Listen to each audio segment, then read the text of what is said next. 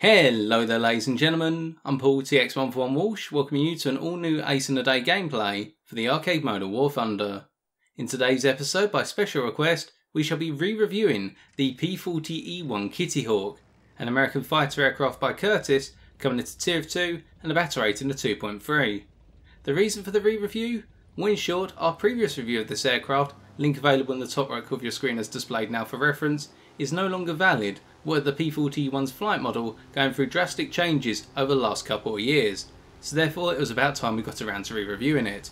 So without further ado, we move on to the historical part of this video, and seeing as we're reviewing the P-40C in next weekend's episode, I thought today's history would cover the history between the conclusion of the P-40C all the way up to and including the P-40E-1 Kittyhawk. Therefore, we begin thus. With the delivery of the final P-40Cs to the United States Army Air Force, the USAAF, concluded in April of 1941, the P-40D variant which followed saw major changes to the P-40 design. Up to this point, for reference, all the P-40 variants were based off of the original Curtiss Hawk 81 design, the P-40C being the last, as denoted by its model designation Curtiss Hawk H81A3. The P-40D then was to differ with the following key changes.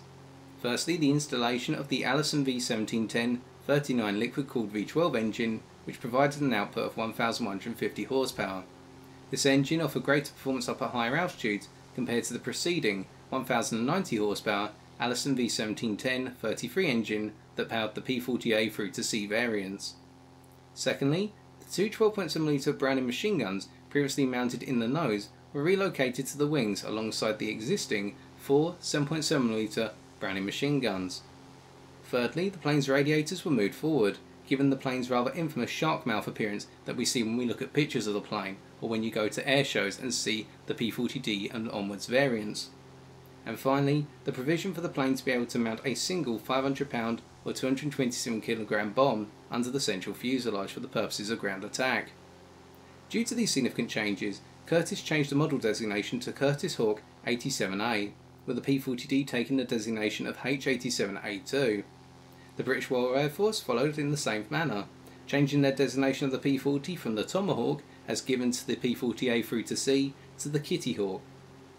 The P-40D then would be flown for the first time in service with the Royal Air Force on the 22nd of May 1941, under the designation of the Kittyhawk Mark I. Only a total of 42 P-40Ds were produced in all, 22 for the United States Army Air Force and 20 for the Royal Air Force.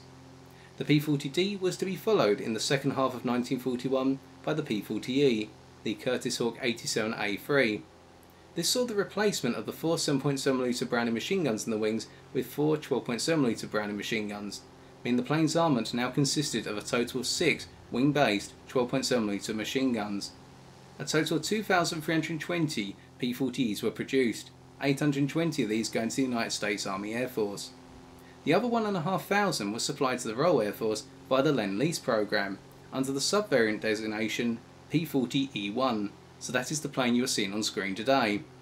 The Royal Air Force would refer to these planes as the Kittyhawk Mark Ia. The P-40E-1 then was to see notable service throughout 1942 in the hands of the British and Commonwealth Air Forces, these including the Royal Air Force, the Australian Air Force known as the Royal Australian Air Force, and the Royal Canadian Air Force. The Royal Air Force, i.e. the British, were to initially use the plane in North Africa, and they saw that it was the equal of its German counterpart, the Messerschmitt 19 Emil and Friedrich, so long as it engaged those opponents at lower altitudes, i.e. below 5,000 metres altitude, or just over 16,000 feet. The Royal Australian Air Force were to deploy the Kittyhawk primarily in the Southwest Pacific Theatre, seeing service at the Battle of Milne Bay, along with New Guinea and Borneo. Meanwhile, the Royal Canadian Air Force were to use the Kittyhawk in the Aleutian Islands campaign against the Japanese. The P-40E would be succeeded by the end of 1942 by the P-40F variant, also known as the Kittyhawk Mark II. And with our historical overview concluded, it's time for us to take a look once more at how the P-40E-1 Kittyhawk handles in the skies of War Thunder Arcade. Today's gameplay is brought to you from the ground strike map Clift Coast. For this we'll be using the following setup. Stealth belts for our machine guns, the reasoning being that in our experience, the stealth belts are much more effective than the other belts in bringing down foes by a considerable margin. This can be attributed to the rather repetitive nature of the belts, where there being only 3 rounds in the belt. 2 armour piercings broken up by a single incendiary round. The armour piercing rounds will punch holes in your opponent's fuselage and damage key components such as the engine and the control surfaces, but more importantly, rupture holes in the enemy's fuel tanks, at which point your incendiary rounds can go in and ignite the fuel tanks and finish your foe off by causing them to burn to death. Our gun convergence is set to 400 meters, the logic behind this being that this convergence enables us to accommodate the plane in a multi-role fashion. As we're going to see, the P-40E-1 excels in its ability to mix up its role in the skies over the course of a match, not in a particular role, whereby we'll switch from the role of turn fighter to boom and zoom fighter to interceptor / bomber escort as the game proceeds, and the 400 meter gun convergence will confer that flexibility to us when we open fire on our opposition. Finally, our fuel load is set to the standard 30 minutes to ensure we can make it to the end of the game unscathed on fuel capacity. We begin our analysis as always by talking about the climb rate of this aircraft, and what we can see is that the climb rate of this plane over shorter distances is rather nice. In a more elongated climb, compared to say the VG-33C1, your climb rate is not as strong. And if you want to see the perspective of the VG-33's climb rate in general, you may do so by taking a look at my review of said aircraft, available in the top right corner of your screen as displayed now, whereby the VG-33 is the same battle rating as your own plane and takes on the title of having the best or one of the best climb rates at the battle rating. You fall behind by approximately 500 to 750 meters depending on your climbing technique. There's something to be aware of. Now as we make our way over towards the western side of the map with the VG-33 diving down to take on our friendly Messerschmitt 110, we now move into the interceptor space, whereby we're going to go after the enemy MB-174 who's above 5,000 meters altitude and bring them down before they can gradually start to whittle down the health state of our bases. Now the P-40E-1 excels in the interceptor role, particularly if your opposition's not allowed to get above 5,000 meters altitude.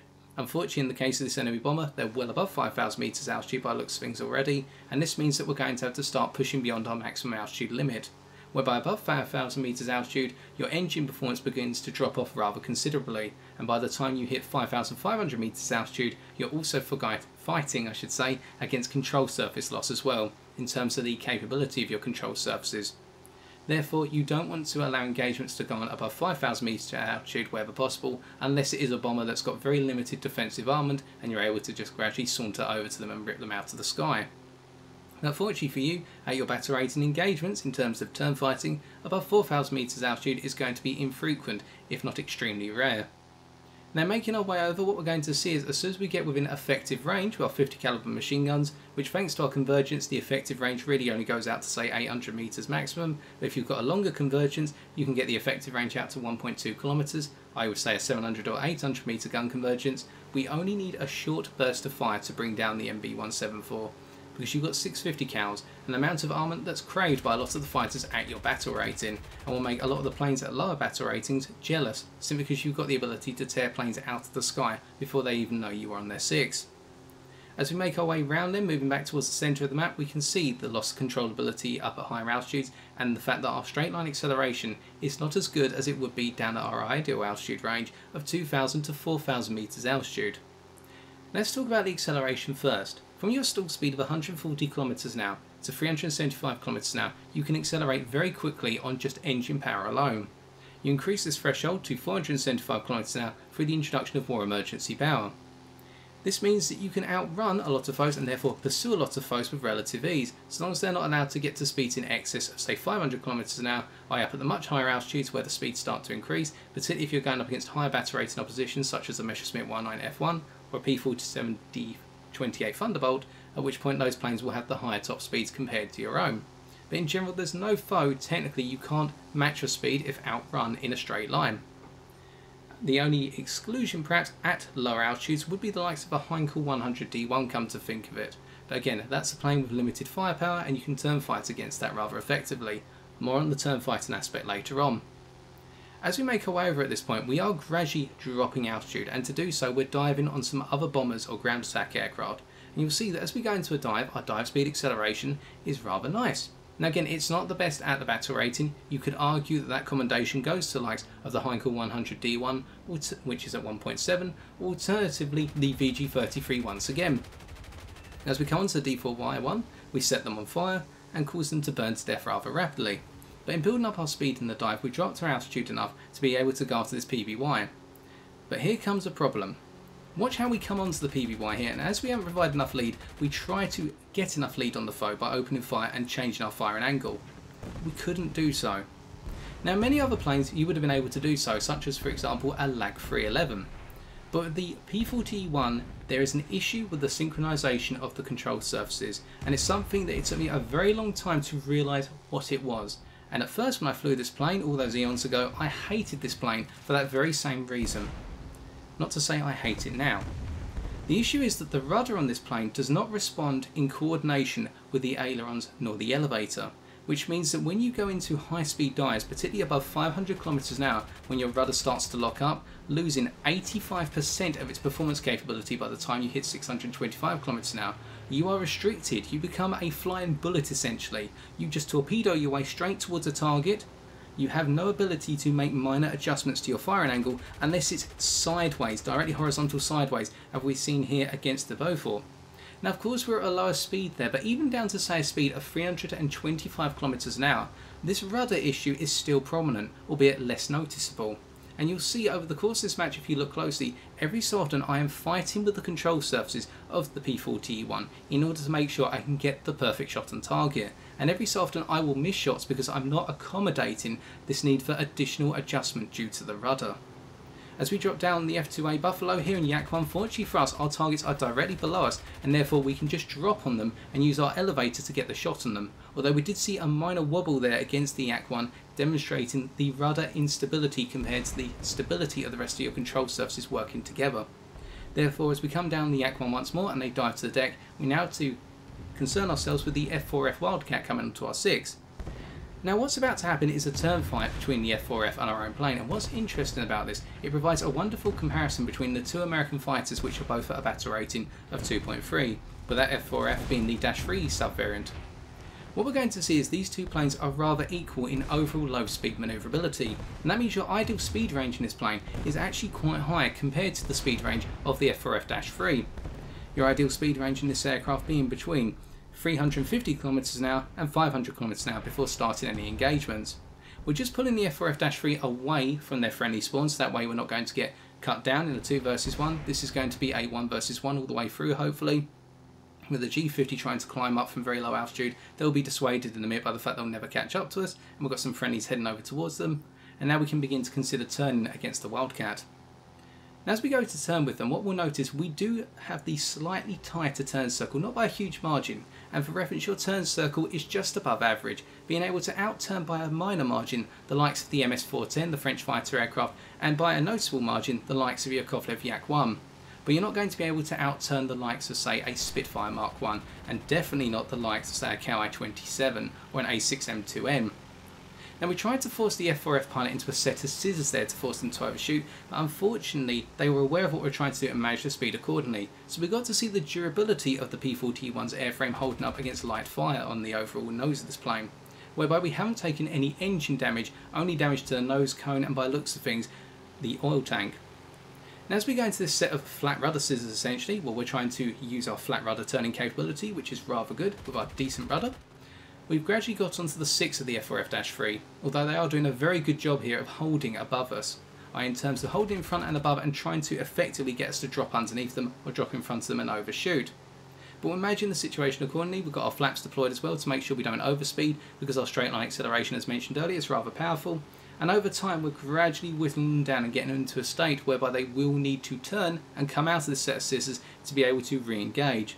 And at this point we can see that at the lower speeds of these engagements, the F4F-3 actually has the advantage over us because it doesn't build up as much speed, but doesn't need as much speed to be in its ideal performance threshold. Therefore, as we go into a set of loops now, with the stronger elevator on the F4F, they're able to gradually start to gain the advantage. So we instead cut the loop in half and use our rudder to swing round on top of them because we have the more powerful rudder. And in doing so we end up in another set of scissors almost, but the F4F pilot, rather than cutting back into the scissor, decides to break out and continue their turn. So we come around and at this point we start to get the lead on the target, get a clean shot and rip them out the sky. And Frank M4, thank you for the wonderful dogfight. Nice contribution to this review. So with that, and we saw the dogfight there, we now go for a reload. Because what you can see is, despite the fact we exhausted a good amount of ammunition in that dogfight, we still have plentiful of ammunition to be able to go after other foes. But when you get the opportunity to reload, always take it, because that way you can go into engagements with maximum ammo capacity rather than say 75% ammo capacity and down more foes in a boom and zoom run, for example. Now we should come on again to the control surfaces at this point, because we did talk about the rudder, we talked about the fact it's rather powerful at lower speeds, and the fact that when we dropped below 325 km/h there, the desynchronization between the three control surfaces, i.e. the rudder being separate from the ailerons and the elevator, was not noticeable because the synchronization issue doesn't occur at lower speeds. But in return, what we also should note is that your elevator is decent, but we saw there we were able to be outlooped by the F4F-3, which means that other planes, such as the earlier P-36 models, are going to be out-looping you, and a considerable number of planes will match you in the loop.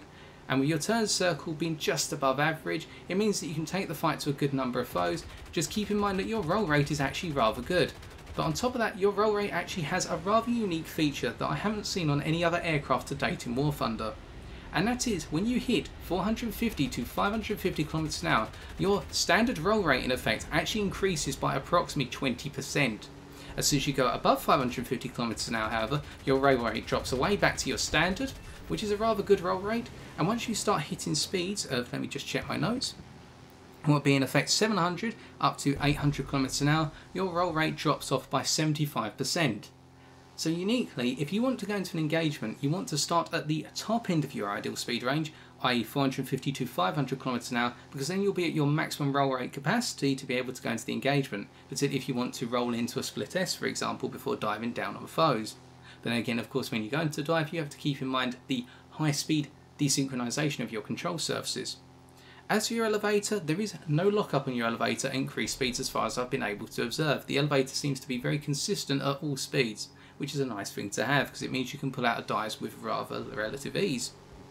Now, outside of all these points, what else is there to know? Well, what about ideal altitude? Now, the interesting thing about this plane is below 2,000 meters altitude, you actually start to lose a little bit of engine performance once more, which means you want to keep in an altitude region of 2,000 to 4,000 meters because that's where your engine performs best. You don't want to go too much higher than that because otherwise you start encroaching on the 5,000 meter threshold and you put yourself at risk of losing your engine performance and getting caught out up high. And because engagements don't normally occur that high anyway, 4,000 meters is a nice cap to implement on your plane. We come around over the top here via a hammerhead on the H-75, rip them apart for another kill, before going head to head with the G50 here, and we take a gamble. Because what if our 400 meter gun convergence, ideally we're not suited to head-ons, and cutting over the top of them because they don't seem to have had too much energy available to them, perhaps they're suffering some engine damage, alternatively they had come up from a very low altitude state and bled out the majority of their energy before going for the head-on right on the edge of their stall, we pick them up for our 11th kill. And now we go head to head with a VG-33C1. And here we're going to see that we have the manoeuvrability and the turn circle advantage over the VG-33 by a considerable margin, whereby the VG-33 excels more in the boom and zoom rather than the turn fight. We use a set of scissors here to force them to overshoot. It's going to take a bit of time in the rolling scissors because they have come in and controlled their energy rather well, but having cut our speed by our throttle ideally to 20% before swinging around, we can see that the VG-33 cuts over the top of us, turns out, and we're able to come around on them and get some clean shots eventually into them. Although as build up enough speed, we can see that the rudder's holding us back once again, and we finally pick them off for our 12th and final kill of this game. It's been a rather eventful one, we can see, but we've been able to survive through it. And the one thing to note about the durability of this plane before the game ends is that whilst the airframe can hold up against 7.7mm through to say 12.7mm ammunition for a good period of time, any hits to the engine will be felt very badly, i.e. you will lose a considerable amount of engine performance even if your engine has gone yellow. And whatever you do, do not get hit in the fuel tank behind the cockpit. If that gets hit and gets ignited, the story's over in this plane. Time for us to take a look at the post-game stats.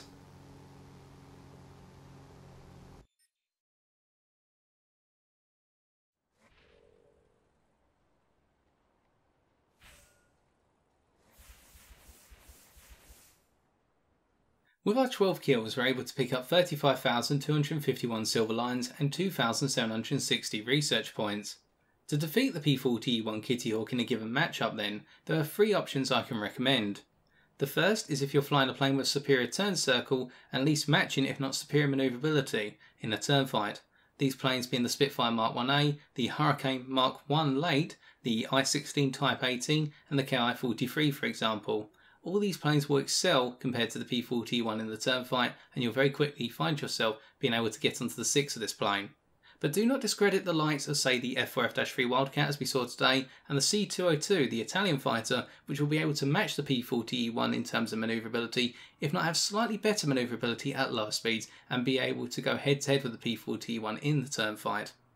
Option 2 is if you find you do not have the turn circle to match this plane, nor the overall manoeuvrability unless at speed. And it's in these instances that it's ideal to try and get above the P-40E-1, especially if you have the superior climb rate in planes such as the Heinkel 100D1 and the VG33C1, at which point you can continuously boom and zoom past down this plane, as long as you keep in mind that the vertical energy retention of the P-40E-1 in a rather gradual climb angle when coming out of a boom and zoom pass, I say 30 degrees, is strong, and gives this plane the ability to get back all the altitude it lost in the midst of the dive. So therefore just be wary of that in the fact that you may be flying into the skies and end up becoming a pinata for the P-40E-1 pilot. Option 3 is the general option. It is typically when you have the P-40E-1 on your 6. If it's on your 6, go into a dive at the sharpest possible angle to build up as much speed as quickly as possible, even if your plane struggles to be controlled at higher speeds. The difference is your plane is not going to lose the synchronization between the rudder and the other two control surfaces at the most excessive speeds. Meanwhile, the P-40E-1 will, and at that point the P-40 pilot loses the ability to track you accurately in the dive, so you can start to pull out of your dive at an angle, at which point the P-40 pilot either has to roll over and try to follow you via the usage of their ailerons and their elevator, or alternatively they need to just pull up out of the dive, potentially going into a wasteful loop, i.e. taking away a good chunk of their energy and disorientating the pilot in their ability to be able to follow you. And in return, you can start to get onto their 6 and cause them issues, and it only takes 1 or 2 bullets, particularly into the fuel tank mounted behind the pilot, in order to cause this plane to burn to death. But avoiding those circumstances today or managing our engagements accordingly, we demonstrated in our own P-40E-1 Kittyhawk that this plane is very strong so long as it's allowed to frequent the skies in a number of roles, whereby we went from interceptor to more boom and zoom, to turn fighting, back to boom and zoom, etc. We saw how this plane does very well when it's not latched onto a particular role in the skies, but you do need to be aware of its key limitation, which is its poor synchronization of its rudder up at higher speeds. Particularly when you go to 500 km/h plus, but even when you start going over 325 km/h, it starts to become apparent and can become, I should say, an irritation, to the point where you're either going to like this plane or you're going to hate it. And for that reason, I'd say that this is one of the first planes I've encountered in War Thunder whereby you're going to have that love-hate relationship which is going to stay with you all the way through flying this plane. Because if you forget for a second the lack of synchronization at high speeds, this plane becomes a nightmare. But if you respect it, you're gonna love it. And so I've been TX141, and if you have enjoyed this video, why not leave a like, comment or subscribe for future War Thunder videos on my channel. But until next time, ladies and gentlemen, as always, take care and good luck in the skies.